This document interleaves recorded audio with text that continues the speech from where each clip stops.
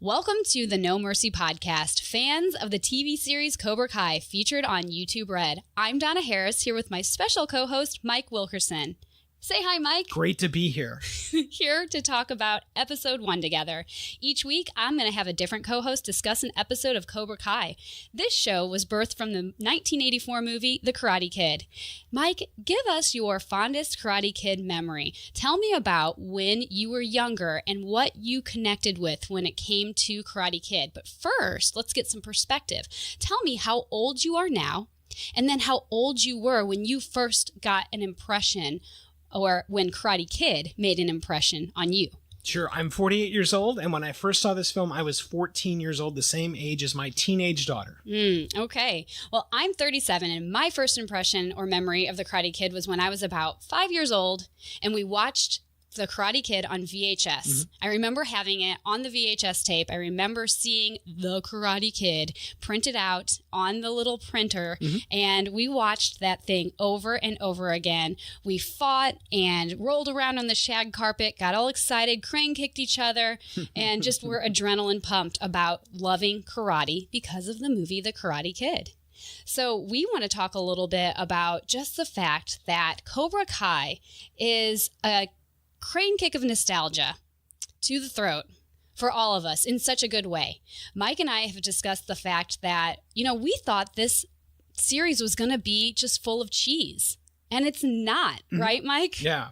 Incredibly adept writing by the writers here. Yeah. Portrayals by the actors, I think, are just so spot on. Yes. Oh, yeah. The depth in it. Speak to me a little bit more about that. Just like what you feel like about the writing, the actors, the choice of cast for all these new people that we're seeing that emulate a lot of the nostalgia that we connect with when it comes to The Karate Kid. Yeah. For those of you that are watching anything, particularly on the WB, what you'll note is that they grab young actors, and very often they are not the best young actors. They struggle in a lot of efforts. What you don't have inside of Cobra Kai is any of that. Yeah. All of them across the board, even the ones you think would be throwaway characters, they've all got some sort of depth.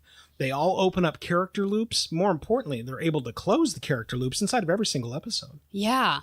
And, the thing that I think not a lot of people really expected to be executed well, and I know you agree about this, is the homages and the parallels and even some of those reversals, because they really tap into what I know you're jazzed about, which is nostalgia.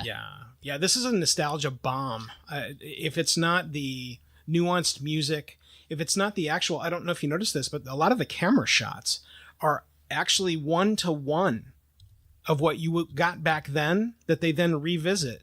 Yeah. The difference is that it's all in glorious HD also, which it really does. It's the crane kick. Yeah. It's the crane kick to the throat for everything Karate Kid. Yeah. And it helps really keep that continuity of what we watched before. And then what we're really diving into now, which is this whole new world of Cobra Kai seen through the eyes of Johnny Lawrence. I mean, we're really looking at his perspective for the most part. And I know that there are going to be other episodes upcoming where we're going to get some new layers peeled back from some of the other characters and Daniel LaRusso. But it's a really interesting thing to get to know Johnny. Yeah. Meeting Johnny now, 34 years later inside of this, again, it's a nostalgia bomb, but it really does, it delivers a whole bunch of perspective from his viewpoint on how he sees his own life, because he's not able to step outside his body and look at himself. And that we are really delivers a bunch of punch inside of this. Yeah. And I love how you said he sees his own life, but with an asterisk to it, because totally true. I think that's that's the depth of this series, is that, we're really getting to know Johnny as he's kind of learning to get to know himself. And it's like, wow, dude, 34 years later, it's not, I wouldn't say it's a little late, but you're late blooming here when it comes to adulthood. Yeah. Self-realization inside of anybody's life. I think that's something else that was neat about the original Karate Kid, was that it's where you are allowed to have the first light bulb moments of who you are. But more importantly, who you might not yet be. Yeah. That was a lot of the fun of the original Karate Kid film, that It absolutely spills into this. Yeah. Especially this episode. Yeah. And so kudos to the writers and creators and directors who are doing that spilling, right? Oh, yeah. I mean, they're doing such a great job. Yeah. And that's why we didn't find a lot of cheese and hokiness that's coming with this. I don't even know if you'd want to call it a reboot, but you definitely call it like this new spin off of the 1984 Karate Kid movie. It's the tuning back into of. Yeah. Is what it really is. And I'm really happy that they were able to do that. Yeah. Billy Zabka inside of the role as Johnny here is just, it's gold. It is a golden role. Yeah, and I love seeing William Zabka again. Like he was such a heartthrob for so many girls, and so it was it's such a neat thing to do the whole like where is he now? Yeah. But you know when we talk about episode 1, let's get into it a little bit. Episode 1 is titled Ace Degenerate, and this really is just like a bird's eye view of the day in the life of Johnny Lawrence until the last half of the episode that kind of changed. I don't even say the last half, maybe the last like 10 minutes, where his life has changed from his everyday grinding, you know, just getting through it. But we open with the scene of Daniel and Johnny back in the tournament, back in the Karate Kid movie. The pinnacle of what we are now seeing is that was Johnny's life, that he's still hanging on to that lost tournament, the crane kick and everything. And it recaps the relationship with him and his sensei Kreese and just the loss. And then he gets kicked and he is down to the ground, you know, and frozen in time for the next 34 years. Right. The new champion, Daniel LaRusso. And, you know, we've got Johnny Lawrence laying on the ground. And then we cut to a scene where he's basically in that same position on his bed, waking up to a brand new day. And his brand new day starts with a beer and pancakes in front of a old TV beer. Screen. Yeah. When you say old beer, are you talking like old school beer? Or expired beer? I'm talking about like he doesn't remember when that bottle was put on his nightstand beer. Got it. Okay. You can tell when he drinks it. It's like, I'm not entirely sure when this was opened or used, but I'm going to drink it anyway. Right. Yeah. And there's a scene where he gets dressed and he's got a trophy buried in the back of his closet. So, you know, it's there, but it's buried. How, you know, symbolic of so much of his life, right? Totally appropriate. Yeah. There, but buried. And, you know, I love all that opening scene because we're just seeing a whole new perspective on a character that we didn't really give a lot of thought to. We just saw the caricature of who he was as a villain. So this gets us psyched for like, who is this guy really? It allows you to ask the question, and then the answers for the question are delivered without question. Yeah. And I know, Mike, you and I, we've talked outside of this recording on just the whole idea of how pathetic Johnny really is.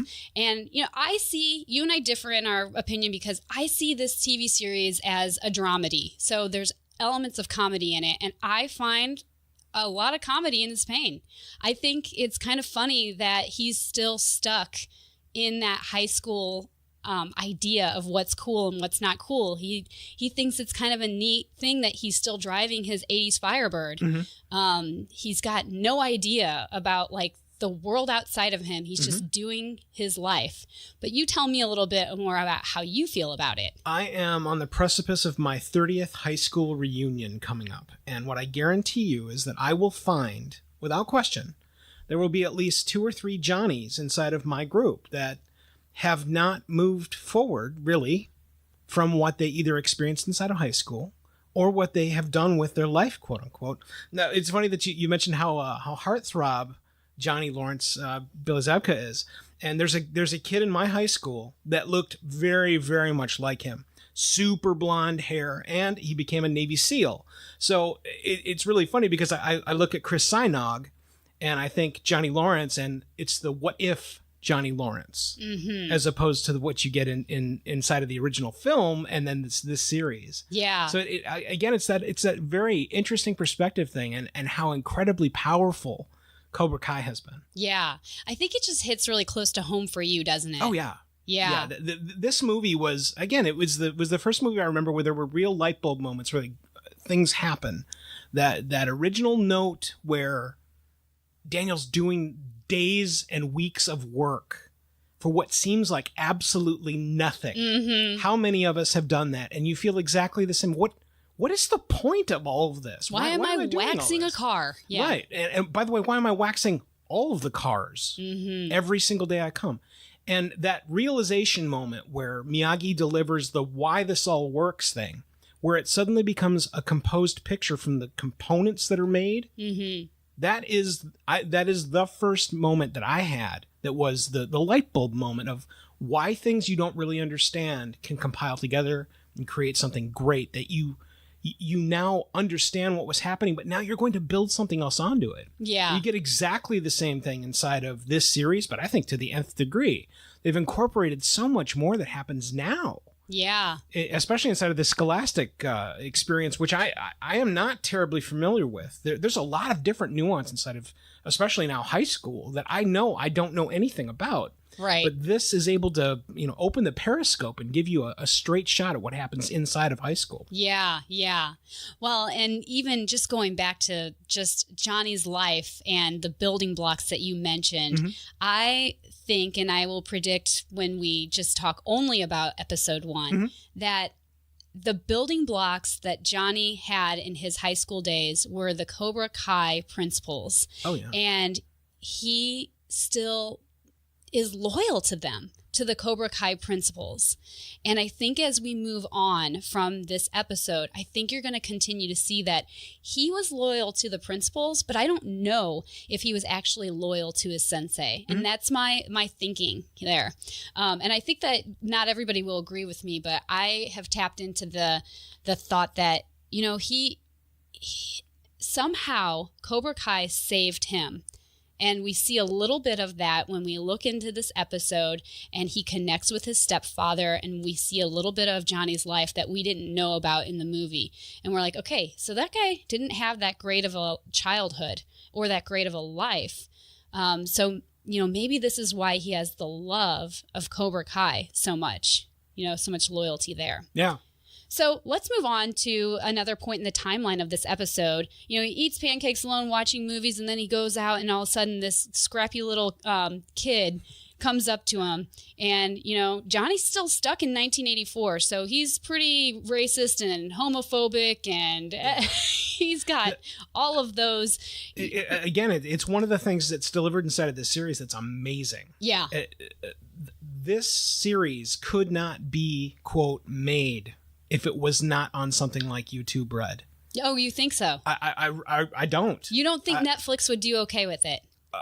I'm talking about the actual creation of the series being made. It would have to be something online, like Netflix. Some other online network would definitely pick it up. Just a real quick point. The reason why I asked that is because there's been a big deal about why YouTube Red and not other avenues, not Hulu and not Netflix. And I heard it's because YouTube gave them the most money, and it's also because of the partnership that they had with a lot of promotional aspects of it. So you see like Coors and you see certain cars that are shown and mentioned, product placement. Yeah. So anyway, but move forward with your point. Yeah. The fun part of everything that you see here is that, again, Johnny is stuck.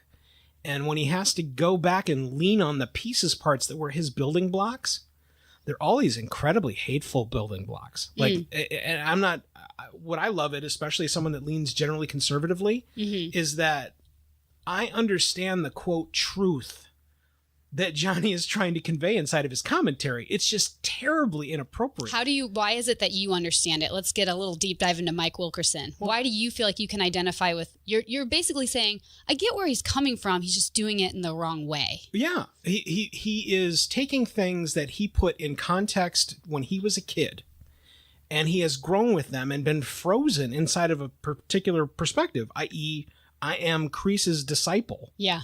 And he's let that spill onto his life, and he's never been willing to try and brush that off of him at all and try and find a new path. That gets back to that whole being frozen thing inside of this, and the whole series, but in particular inside of this episode. Right. Which is also why when he meets Miguel, it's great. More immigrants. Yeah. Right.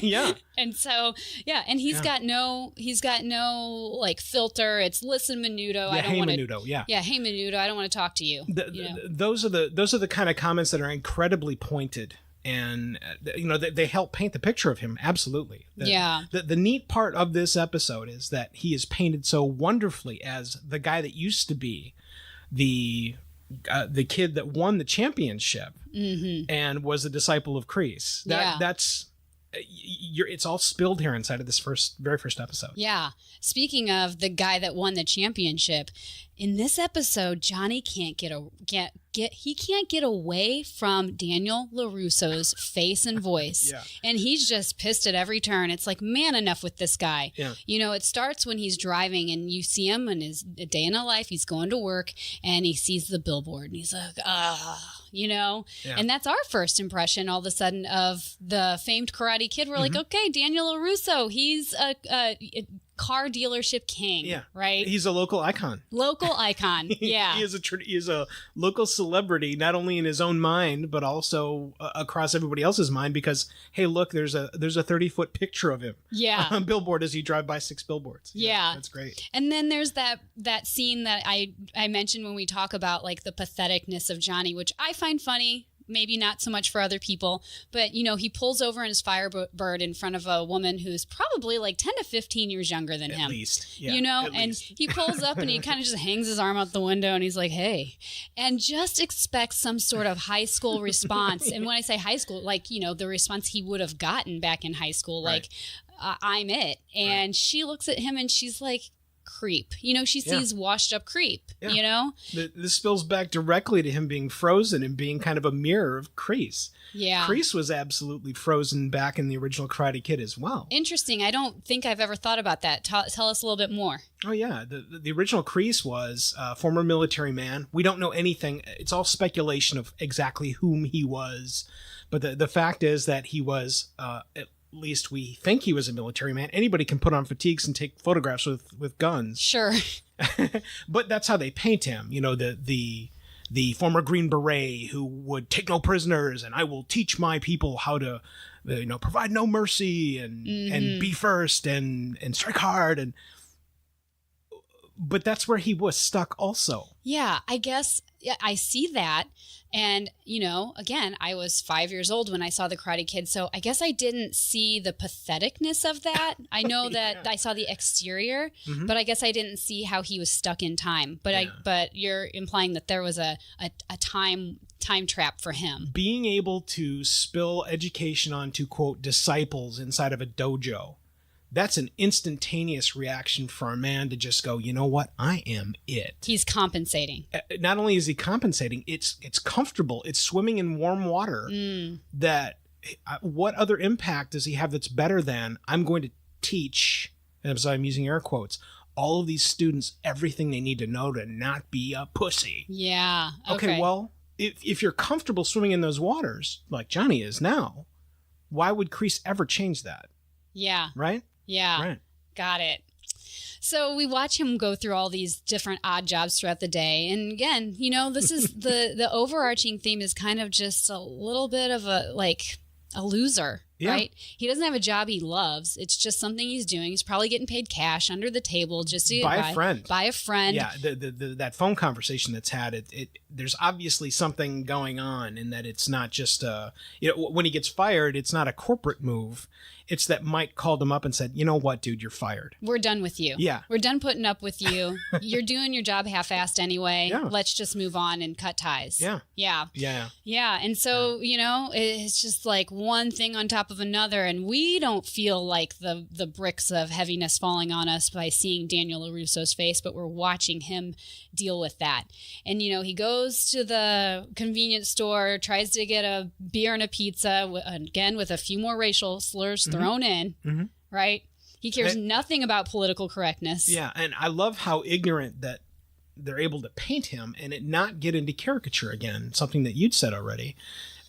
That's the adeptness that's going on with the writing inside of this series, is that it can go very quickly awry, where it's just stupid laugh moments. Yeah. And it's not. It is pathetic. It's where you have pathos to the guy, but my God, he's such a loser. Yeah. And I get it. I connect with the empathy and the heart of it for sure, too. Yeah. But there are just some funny things that come up at some point where it's just when you're that out of touch, you kind of have to laugh. Yeah. I have a question for you. Would you eat that slice of pizza? No way. Oh, my gosh. But that's it. I wouldn't either, and I'm reasonably flexible. Yeah. It's like that's terrible. the lowest. Terrible. And I mean, I think... that is the low. You think that's the lowest point, that he's just eaten a disgusting pizza, but then he's outside and a homeless person mistakes him for a homeless person. This is my boulevard. Yeah. Alas, no. She's like, that's my block. Yeah. And he's like, I'm just trying to eat dinner. I'm not homeless. Yeah. It was great. Yeah. Yeah, he was Just having a slice. He had enough self-esteem to be kind of offended, so that's good. Yeah. You know. Yeah. But then this is the point. There's a fight that ensues between Kyler, which we learn who Kyler is a little bit later, but Kyler's clan and Miguel. Mm-hmm. And Kyler's brutal. This is brutal. And this is one of those points where I think we had talked at one point about whether or not we'd let our kids watch this TV show. And there are many reasons why. But I think some of the brutality is not the violence, but the heart behind the violence. When you see kids getting beat up that way. Yeah, the intent. The intent and the context of what you see in a lot of the fight stuffs, especially inside of this first episode. It's hardcore. Yeah. It's hardcore. What I also love, too, is that having written for fight magazines for a decade, the fighting inside of these episodes it's actually very good. The striking looks appropriate, where, again, if you go back and watch the original now, these many years later, there's a whole lot of cowboy punching that's going on in a lot of the scenes. You don't get a lot of that here. It's very inaccurate, unpracticed, the way that fights work. Yeah.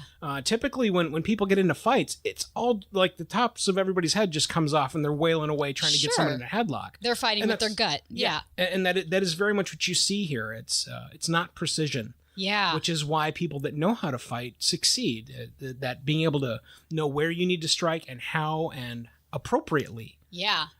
That's where people win fights. Yeah. And we see a bunch of that later on. Yeah, not too much later on because, Johnny says you pissed off the wrong guy on the wrong day. He's and he flips the slice away and he opens up a can of whoop ass. Exactly, because he's like, just leave the dork alone. And it was more just like annoying him in the background. But then when it just became like this personal thing, you're pissing me off on just this is going to be the wrong day, guys. Yeah. And especially with this car, and this kind of lends back to the concept of Kreese and Johnny, where it's all about property. Yeah. Johnny's wife is essentially his car, which is even more sad. Yeah. He has many things that he loves in his life, like the trophies in the closet and the beer that's on his nightstand. Oh, and by the way, the red Firebird. Yeah. Yeah. It's another level of pathetic. Yeah. That is blanketed over Johnny inside of this episode. Later, I do want to talk a little bit more, though, about how, you said that his car is basically his wife. And I just want to point out that I do feel like, though, he really loved Allie, and that heartbreak for him was more than just a possession. It wasn't, and I think we see that a little bit later in episode 1. But I do want to get back to the fact that when Johnny was fighting with those kids, it was like a Miyagi homage from the Karate Kid. Oh, yeah. Yeah, even the frame up of what you see in regard to the same scene with the skeleton guys inside the original film. Yes. It's very much framed that way, where you've got Miyagi was on frame left with the skeleton guys around him to the left and right. It's almost 1-for-1 shot. It's really well done. Yeah, that's really cool. Yeah, I would love to see. I'm sure there's going to be YouTube like side by sides coming out soon, which will be super fun. Yeah. So the other thing is this starts to really flesh out the character Kyler, because we don't really know a whole lot about him. He's just a jerk. Mm-hmm. But what we do see is he is such a punk that he does not care that he is fighting an adult. Right. He really doesn't care. And he comes back and jumps on Johnny's back after Johnny wiped all of them out. Mm-hmm. And that just really says a lot about that character's character. Right. Well, and I think if we were to dig deeper inside of Kyler, I don't know how far we're going to go with him in general, but if we dig deeper inside of him, my guess is that we'd find some fundamental building blocks missing inside of his life as well. Yeah, very good point. Well, did you also notice the kind of parallel when Johnny choked Kyler before the cops came up? Well, that was a Kreese moment, wasn't it? Absolutely. And again, the legacy of John Kreese spilling into Johnny's life across every single aspect, whether it's something as simple as, can I have my slice, dude? You know, come on, hurry up. What did he say? Menudo, blah. All of those things. That's the bottom end. The other end is this violent end, because this doesn't end well for just about any adult man beating on 6, 17, 18-year-olds. None of this ends well in real life, like at all. Aggravated assault is a big deal, especially with the beating that he delivers on the kids. Yeah. It's a big deal. And you make such a good point, and I honor that. And then I go back and I'm trying to, like, it's a TV show. Oh, yeah. And what I mean by that is, like, I still look for this flawed hero within Johnny, and that is also an aspect that you see within that. Yes. And so, like, you're cheering him on because he knocked out something evil, right? You know, he's beating on the bullies. Yeah. The wonderful part that they've made with Miguel inside this, especially this first episode, they've grabbed a bunch of elements of Daniel that really made you want to lean in and learn more about him inside of the original film. And they've built on top of that these parts that are absolutely not compatible with Johnny. Yeah. Yet he ends up becoming a disciple. Yeah. That's the neat little teeter-totter that the writers have taken inside of this series that is so epic. Yeah, that reversal. We smile at that so much because it's familiar, but in a backwards way, right? Like, oh, wait, we've seen this before, but wait a minute, it was the other way around. Yeah. So, you know, Johnny goes to jail and then somehow gets bailed out, and he comes home and he finds his stepdad in his apartment. Ed Asner. Yeah. For those of you that don't know Ed Asner is an icon inside of general acting. And he presents so well here. I don't know the age. I know he's in his 80s now, easy. Yeah. And he's tremendous here. And he helps to paint the picture of the other fundamental building blocks that Johnny unfortunately got when he was the stepson, with his mother moving in with this guy that had a whole bunch of money. Yeah. I mean, all of that is incredibly plain. And that's really the wonder of Ed Asner, is him being, if you were to walk up to anybody and go, I would like you to deliver the ability to know that you are a rich douchebag. And you go, okay. And Ed Asner takes on that challenge and instantly nails it's done. Nails it's perfect. Yeah, he did. It was so good. Yeah. And it gives a little boost for the series itself, just to have somebody iconic like that saying yes to a role like that. It's like, okay, we're not just watching some cheesy thrown together series. So it gave it a little bit more credibility right away at the beginning of the show. So you also mentioned that, you know, the relationship with Johnny's mom and then the stepdad. And there's that moment when he goes into his room and Ed's talking to him through the doorway. He picks up the picture of his mom, Ed Asner does, or Sid is the character's name. And it's heartbreaking. And this is where I am empathetic, like you are, Mike, for Johnny at this point, because you feel just the heaviness that he lost his mom. We don't know how or when, but he misses his mom and loved his mom dearly, and probably sees that her connection to Sid was a desperate cry to give her kid a better life in some way. But it was still very hurtful for him because Sid was no good for that family. Right. You know, and you hear him talk about Sid's talking about his late wife, Johnny's mom, and he's talking about her in such a sweet way, and then he turns it gross. Yeah. And he's like, your mom was so great. Instantaneously gross. Yeah. Something else to mention too is that very often men are attracted to people that remind them of their mother. It's whatever complex you'd like to insert. That's fine. Right. But the bottom line is that I will want to go with you in that Johnny's mother went to Sid because that was going to be the best move for her and her child. However, you also have to look at maybe it was just the best move for her. Yeah. And then Johnny was a tag-along add-on. Right. He was collateral damage. Right. Not unlike what has happened with Robbie. Right. Which brings me to that point, because we don't know about Robbie so much except for we saw a picture in the very beginning of the episode. Right. And then we hear confirmation that there is a kid. He does exist. Yeah. He's not like gone dead or something. He's there, but he's not in Johnny's life at all. And it confirms like the deadbeat dad label on Big Johnny. Time. Yeah. Big time. Yeah. It adds another layer of that. You got to be kidding me, loser. Yeah. You know, and that's stacking on the cracker of all of these interesting levels of absolute patheticism. It's a very interesting write for a writer. I would have loved to have been in the writer's room of them creating the steps and the diagram of where they wanted to take Johnny inside of this series. I would have loved to have been there. Yeah, yeah. You know, and then Sid tries to buy Johnny out of his life. Like he just says, here's your check. Money, go away. Yeah. Yeah. Get out of here. And it's interesting, like I said before, when he said, I'm not a homeless person. That's like one of the few times you see that he's got some self-respect. And in the same way, he rips up that guy's check and says, I don't want to have anything to do with you. And so there's a little bit of confidence in there. Not only confidence, I think it's terrible impulse control. Because he's the living embodiment of bad decisions. Yeah. If you look at Johnny's life, you can go, look, it's the dictionary definition of bad decision. And there's a little pathetic picture of Johnny. Yeah. Well, I was trying to paint it positively, like he had some confidence. And what you're saying is it's more like he's always fighting for something and not thinking. He's just reacting. Yeah. Without question. Sid, I don't need your stuff. Except how much was the check for and how far would that get him in his pathetic life? Yeah, yeah. And he thinks about it later on, which is good. Yeah. That's a score and another score for Johnny's thinking process. Yeah. There's a little bit of character growth, but that impulse control, there's no question. Johnny's impulse control is out the window. It was out the window when he was a kid. Yeah. You get to see that at the beach. Well, yeah. I've mentioned this before. I will mention it in future episodes because I am obsessed with this little known, maybe it's a farce, but it's a theory. Daniel LaRusso is the real bully. It's a YouTube episode that goes around. Have you ever watched it? I have, yeah. Yeah. What's your take on that?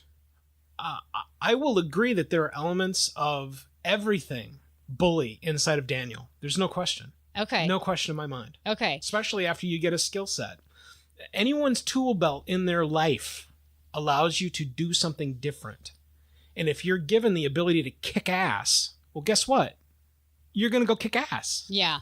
And I don't know many people that kick ass and don't have the bully particle. But you agreed that there's an element of Daniel being the bully, but do you also see that Johnny Lawrence is a flawed hero and that there were times where he didn't always just react?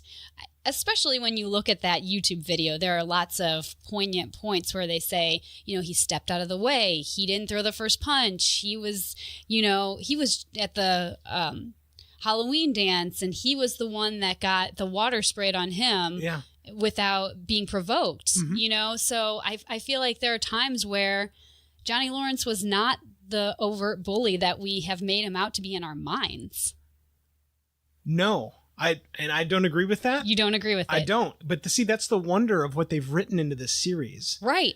And that's why I feel like the writers or the creators have taken some of that theory and said yes and to it. Oh, yeah. Like they were just like, let's go with it because that's they've made him an anti-hero is what's happened inside of this series. Yeah. Where you absolutely, no matter what's going on in Johnny's life, there are points inside of the storyline where you can go, yes, wait a minute, he's the bad guy. And that's what they want. That's what the writers want from you inside of this series. Yeah. They want you to lend yourself, especially when you hear him give that first-person perspective of his side of the game. Right. Yeah. And I love that. That is one of the brilliant pieces of Cobra Kai. Yeah. Yeah. So let's move on to the rest of the timeline because it gets just a little bit more depressing before it gets a little better. This is where Johnny just goes into just drinking and drinking and drinking. Binging. And he's watching Iron Eagle and gets inspired, right? Because every boy, for those of you that aren't boys, every boy that watches Iron Eagle, regardless of your age, you will instantly be inspired by the movie Iron Eagle. Yeah, I could Never totally say see die. that. Never say die. Iron Eagle. Yeah. Absolutely. And there was a point where there was, there was a quote in there that said something like, God didn't give him things he didn't want him to use. And he's getting this, he's got a drunken fire underneath him, and he gets in his car and he's just driving.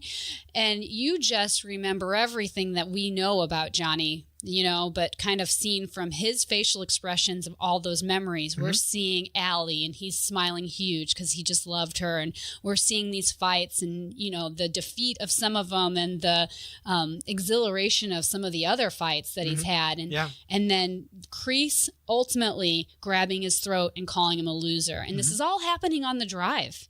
And he's reliving it. And I think when we ended that memory, he believes that part of it. I'm a loser. He believed it. Oh, yeah. You know? The self-defeatist attitude is one that comes especially when you're drunk, because it all comes down to self-reflection. And if all you can do is look on self-reflection and review all of the losing moments in your life, well, that's not going to lead you up a good path. Yeah. Especially after seeing the pinnacle of Iron Eagle. Right? Right. Yeah. Well, but he just went through all of it. It was like, God didn't give me all these things he didn't want me to use. I watched Iron Eagle, and he just bombed into a loser. Yeah. And not only that, bottom falls out. His car, his precious baby, like you said, his wife, gets crashed into by some dumb teenage girls who are texting while driving. And he's in a rage. And that rage, there's what you said before, Mike. He's just reacting. And he's got the self-control? Yes, impulse control. Impulse control. He doesn't have it. Yeah. He doesn't have it. What I also love about this scene is that it's the convergence of what was and what is. Literally. Texting while driving, having accidents while texting, and these young girls, who, by the way, Daniel's daughter's inside the car, literally crashes into Johnny's classic 80s Firebird. Okay, well, it literally is then crashing into now. Yeah. It's a wonderful platform for you to reflect on what you've already seen, which is just this short, pathetic Dagwood sandwich of Johnny, the pathetic loser, and what's about to come at him directly. Yeah, for sure. Yeah. For sure. Wow, that's great insight.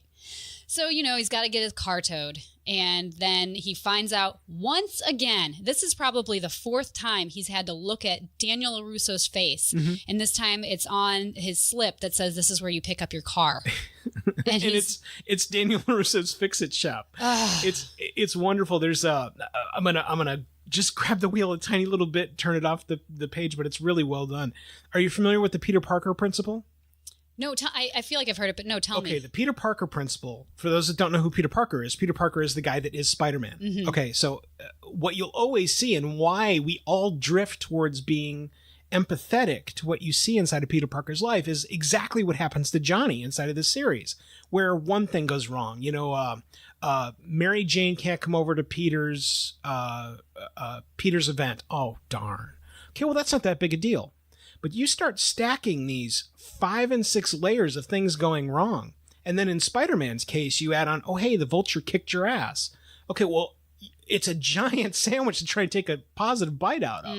But it's what makes the character totally empathetic to the audience that's watching it. Yeah. You have exactly the same thing that happens inside of this show. Got it. With Johnny. It's why you have that perspective you have where, he's the underdog hero that everybody just doesn't realize that he's the underdog hero. He's flawed. Yet. Yeah, yes. the flawed hero. Yeah. Well, and the thing about what you're saying is one of those extra layers of the sandwich that happens when he goes to the car dealership to pick up his car, which he doesn't want to pick up his car. He just wants to get his car transferred. He just wants to get in and out inconspicuously, get it fixed somewhere else, does not want to run into Daniel LaRusso. Right. Or be recognized. That whole him putting on the sunglasses and pulling up the hoodie. That's all about not being recognized by anybody. But how many of us who already graduated high school and even been out, let's just even say 5 years. I might be different because, the world's different and now we've got social media to keep up with people. But how many of us still just kind of feel really awkward and weird running into anybody we used to go to high school with that had any sort of reputation one way or another. You know, this kid was the jock. That was the cool girl. She was real popular. He was really smart. And you just think there's probably part of that still holds true. And how do I match up to that? Yeah, there's a couple things. Again, just on the precipice of my 30th anniversary or 30th reunion coming up for high school, I remember our 25th anniversary where I met a guy named Seth. I didn't recognize him. That's how much he had physically just changed. Like I go, hey, what's your name? Thinking it was just somebody that I never met or interacted with. Well, I knew Seth. Seth dated a girl that I liked a lot inside of high school. And so I know what Seth used to look like. And that's not what he looks like now. Okay. And that's exactly what you're talking about, where, you know, what is it that has changed or what might change? And the answer is everything can change so much so that you don't actually, you would not physically recognize them. And I'm good with faces. The being able to go, okay, oh yeah, I've got that all. I had none of that with Seth. So it was drastic, all. yeah. Oh, it was huge change. Yeah, and not huge just change. the way that people look, but just the reputation they carried for what kind of success they would have in life. And we see a lot of that in Johnny's life is that he was destined for some semblance of success until what he believes changed the trajectory of his life, which was the loss of that tournament. Oh, yeah. You know? Yeah. So, you know, he's really having to relive a lot of those feelings in this car dealership. And then he does inevitably run into Daniel, which is just so painful for him. And I don't think that as we're watching, a lot of us really tap into that, but it is just his worst nightmare. It is high school typical feelings. And it really is. It's just, he is low. And, you know, Daniel's got like this, you know, for those of you who are fans of ultimately Daniel LaRusso, everybody was probably really excited to see Ralph Macchio. Like, oh, cool. Now's the time we get to see the Ralph Macchio from the Karate Kid. But if we're really tapping into who Johnny is, we kind of see Ralph Macchio as really antagonistic in this. Oh, yeah. This, you know, aspect. He is the friendly douchebag in this moment. Friendly douchebag, yeah. There's no question. Yeah. He's definitely laying it on thick. He's able to just accidentally sidestep that moment when he's surrounded by his fellow workers inside of the showroom, where the guy goes, "Oh yeah, isn't this the guy you kicked his ass?" Well, technically, I kicked his face. Yeah, well, I kicked his face. Right. Yeah, everybody, I think just kind of roars at that response. Yes, and you would think that would just kill as a laugh moment, but because of what we've gotten in regard to Johnny inside of the first episode, it's just uncomfortable enough and funny. And that is what I love about what they've done inside of every single episode of this series. That is such a tightrope. Oh, sure. To be able to write that and have it work is such a tightrope. Well, nobody's overtly a hero and nobody's overtly a villain. And totally that's, agree. I think, what we're loving about it. Because in some episodes, we want to love one versus the other and really root for them for so many different reasons. And I did want to bring up the fact that Daniel brings up Allie. You know, he's like, when he's introducing Johnny to his coworkers, and he's like, yeah, and, you know, we go way back, and, you know, Johnny goes, yeah, well, yeah, and you stole my girlfriend, and Daniel says, well, she wasn't your girlfriend anymore at the time, you know, and it just kind of like reestablished. You guys broke up. Yeah, it reestablishes all the kind of miscommunication, which pours back into what you were talking about, Mike, which is, you know, really these guys aren't too different, but this is where things kind of twisted for them and split them apart. Yeah. There are very few things in life that I have that are regrets. I mean, like very few. But the few that I do have, it has the same connective tissue that Daniel and Johnny have here. Where if you instantly mention it, everything changes and your perspective is completely altered. You absolutely see this inside of every single one of their interactions, regardless of which episode it is. Yeah. It really is stark. But it is so biting, right, in this this particular scene, because it's everything down to the mentioning of, well, I kicked his face, or Allie wasn't your girlfriend anymore, or even when it comes down to, where's your car? Come on, let me help you out. And it's like, I'll just take care of it. And that is not, that's just such a pity move, you know. It's insult to injury for Lawrence, you know, Johnny Lawrence. What it also paints for the audience is, look, it's the guy that has everything versus the guy that has nothing. And typically, originally, everybody's vote for the one you want to vote for is the guy that doesn't have everything. And so again, you've got that interesting little Don Harris lean over to you want to bend into Johnny and go, oh, Johnny, whoa. When he literally is just trying to offer help. He's like, how can I best make this work? Let me, and he starts pushing it on the tablet, my personal code. Yeah. Gets that all done. And then finally it just gets to the point where, look, on the house, don't worry about it. And I really do believe that was a move by Daniel to make it work. So that Johnny would have this thing that would originally cost him money. He knew that he didn't want to be there just because it's him. But you know what? I'm going to make it all work. I do believe that. Yeah. I do believe that. Yeah. But that's post the audience of the kick to the face moment. Yeah. So he's already got his little benefits in his pocket, so he doesn't really care what happens. Right. The money that he would make on someone like Johnny in his car, immaterial. Yeah. Immaterial to what we're talking about here. Yeah. But the ability to stand in front of his now buddies and go, well, actually, I kicked his face.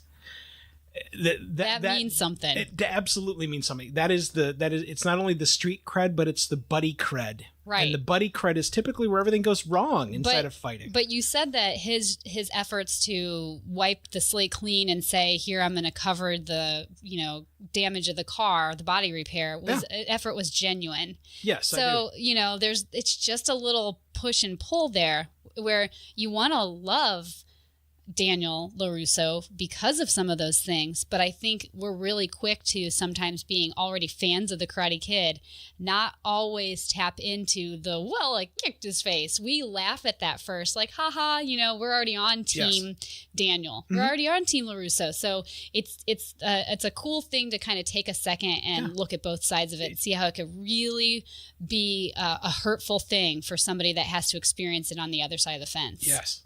Yeah. So, this is basically coming to the end of the episode, and that's the clincher where he goes, let me just go grab something for you real quick.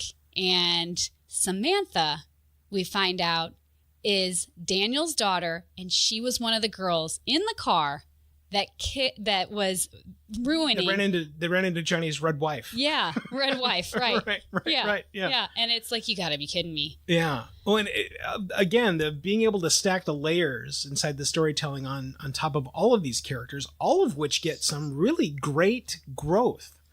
Growing characters inside of a series with this many people in it's intimidating. Yeah. For those that aren't familiar with just writing a story, being able to provide character development to so many characters, especially inside of about a half an hour-age platform, it's a big deal. Yeah. It is a huge deal. The show did such a great job of really layering it on in such a great, unique, and quick way for us to keep us engaged. Mm-hmm. Yeah. Yeah. Pace is everything inside of entertainment. You can have reasonably shoddy storytelling, and as long as the pace can push you along the moments of disbelief and you don't have enough time to think about it, you can take on quite a bit of stuff that doesn't make much sense. And I think that this series benefits from it wildly. Right. Which is why I love that we're talking about this, so you guys can take a second and really sit on some of the things that you've gotten a chance to watch, mm-hmm. because that pace was so great, that it was so much information that now we're taking it in one more time. Mm-hmm. Mm-hmm. Yeah. So, I think Johnny gets insulted one last time when Daniel gives him the bonsai tree, and he says, water under the bridge, and he said, it wasn't you, it was Cobra Kai. And Johnny, for him, he's like, I am Cobra Kai, dude. Right. That is insulting. It's a kick to the nuts. Yeah. It is a literal kick to the face. It's another kick to the face as he's walking off, even after having to acquiesce to I'm going to fix your car for free. Yeah. Again, it's that stacking of the Peter Parker principle inside of Johnny's life that just, it's throughout the entire series. Yeah. It's really well done. It's so done. So well done. I agree. So Johnny throws down that bonsai tree, and we forgot to mention that after he got out of jail, Miguel approached him and said, dude, what'd you do? What was that? What kind of fighting was that? And he said, classic karate. And he's like, well, teach it to me. And he's like, kid, get out of my face. I'm done with you. I just got out of jail. And he's like, start a dojo then. I'll be part of it. And that was a seed that was planted. And I think that the watering of that seed was that visit to the LaRusso car dealership, because after that, he goes and he grabs the check, pastes it back together, and says, this is it. Strike hard, what is it? Strike first, strike hard, no mercy. Yeah. I'm starting my own dojo. Yeah. And that's where we see a day in the life of Johnny Lawrence turns into the series now we are just deep diving into and fully loving as Cobra Kai. Yeah. It was such a great ride. I loved the first episode. It hooked me instantly. It hooked me where I was ready to hate it. Yeah. Again, being able to take all of the characters, the nuances, the nostalgia bomb that is the original film and every other subsequent film, and try and package that as some sort of follow-up, that just sounds like an instant fail moment in just about every perspective, but it's not. Yeah. It's not. It is an interesting way to dive back into not only what you experienced as a moviegoer back then, not only what you're taking in now, but then the melding of the two and then your perspective afterwards. Right. So we're going to end the show with a little game that I like to play. We have two games. Okay. First one's called Who is Hottest? And we're only going to talk about the episode that we have dove into. Got it. Who's hotter, Johnny or Daniel? And this time it might be a little bit easier because we only see Johnny and Daniel together for about 5 minutes. So who's hotter in this episode? I think Johnny's got to be the hot one inside of this episode. The layers of detail that are provided for him as a character inside of this episode, it's so deep. It's so deep. Okay. I'm going to disagree only because we talked so much about his patheticness. And I think that that's not as attractive to people, especially on the outside. So what we saw were a lot of great layers and we learned about him, but I don't think that we saw a lot of attractiveness in him. So I'm going to go with Daniel LaRusso. Okay. So my vote's for Daniel, and it's only because of the, connection with all the success and the good-naturedness and a little bit of the smugness and the cockiness. Women always like the bad boy. And so I can't say that that's always going to be something I'm attracted to. But in this episode, right. I think that Daniel won the who's hotter of the two. And the other thing we like to play, and this is going to be something that I'm going to add up to the very end of our podcast recordings to see who wins. We're going to give dojo points to Daniel and to Johnny each episode. And we want to know who won the episode based on, how they performed. And maybe that goes into your answer of who's hotter, Mike. Maybe you're going to give a dojo point to Johnny because of how you feel about how he handled everything. Who won the episode? Who gets the dojo point? I think I'm going to give the dojo point to Daniel for this. Again, not having quite defined what the point means, the guy that goes out of his way to make sure the best outcomes happen inside of this episode, well, it's not Johnny. Not by a stretch, so I'm going to have to go Daniel. Okay. And I think I'm going to agree with you. So Daniel's going to get 2 dojo points for this episode. It's not split this time. We'll see how people go through each episode and if they disagree or if we agree. But right now we're going to go with Daniel, each getting a dojo point. And we'll see how that fares as the episode goes on, because I think that we love to see the tug and the push and pull between the hero and the villain. And there is not one definitive answer at this point. Too true. Yeah. So thank you so much for listening to the No Mercy podcast Cobra Kai fan episode 1. I am so glad that you guys have followed along with us. Thanks, Mike, so much for your time. Oh, happy to be here. Always. This was such a great time. I loved your perspective. Oh, thanks. Thanks a lot.